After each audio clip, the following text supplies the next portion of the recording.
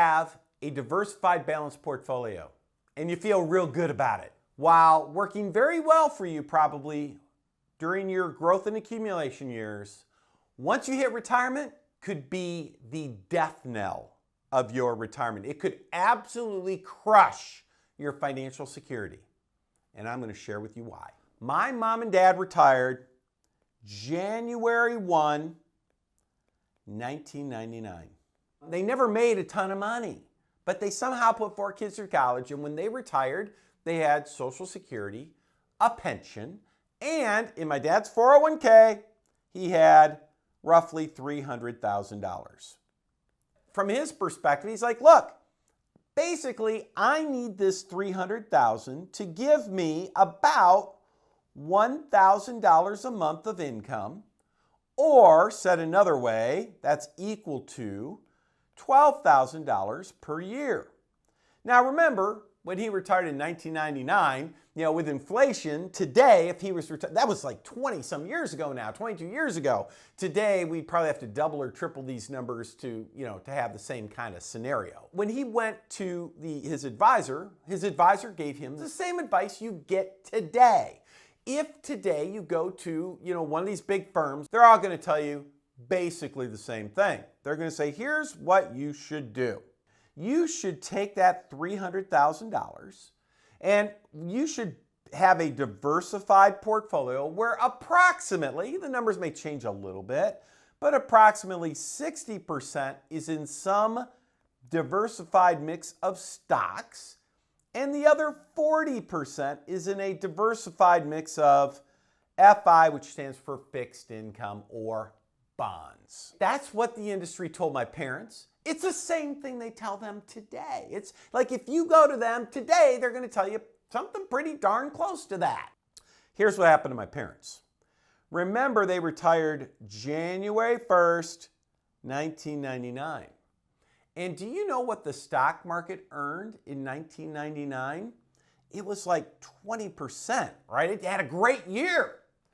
My parents, at the end of the year, they're like, wow, this is great. I took my $12,000 of income out of the account, and on top of it, my balanced portfolio, not only did it generate income, but my $300,000 grew.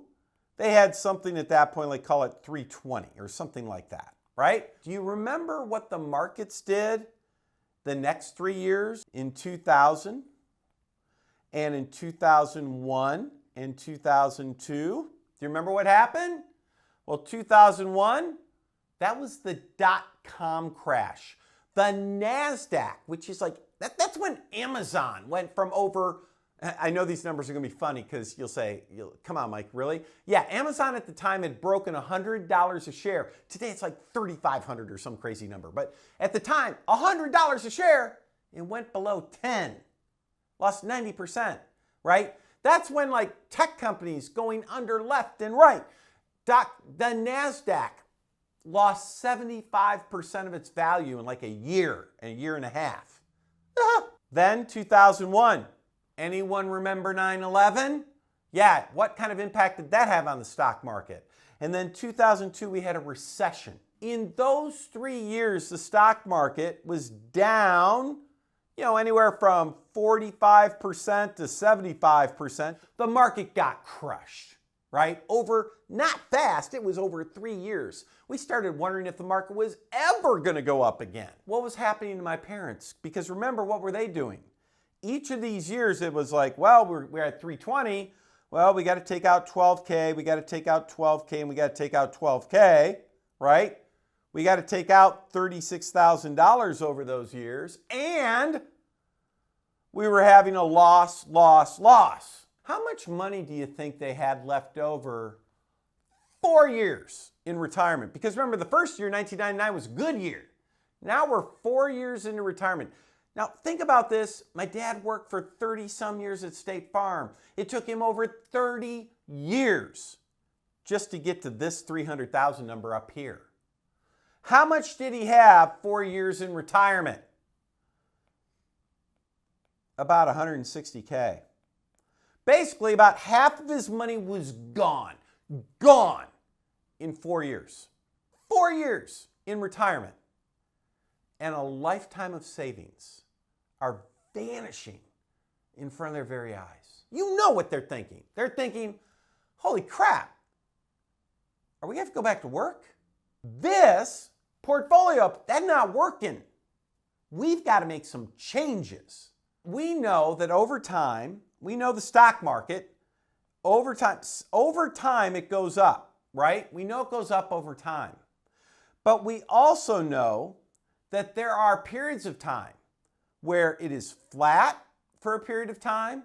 We also know it can go down over a period of time. A solid retirement plan would allow you to do this. It says, hey, if the market goes up, check, we're okay. If the market goes sideways, check, we're okay. And if the market goes down, check, we're still okay. That's what solid retirement planning is. Remember, what do? We hope for the best, right? But what do we plan for?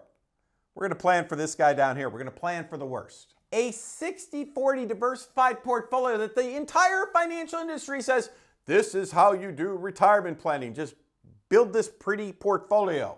It works. We can put a green check. We say, if the market goes up, yep, that works. But what did my parents learn? My parents learned that if the market goes down, doesn't work. And in fact, they also learned if you get along like a 10-year period, like between 1970 to 1979, between 2000 and 2009, where the market goes flat for a long period, doesn't work there either. Doesn't work there either. Hey, here's a retirement plan. It only works, though, if the markets cooperate. That's a pretty crummy retirement plan. And that, my friends, is this right here. That's what my parents found out. And guess what? My parents were part of millions of American families that found that out in, the early 2000s. You need a better plan than that. That don't cut it. At the end of the day, this diversified balanced portfolio that feels good, guess what, folks? It only works if the markets go up. When the markets start going the other direction, you're going to be in a world of hurt. Learn from my parents.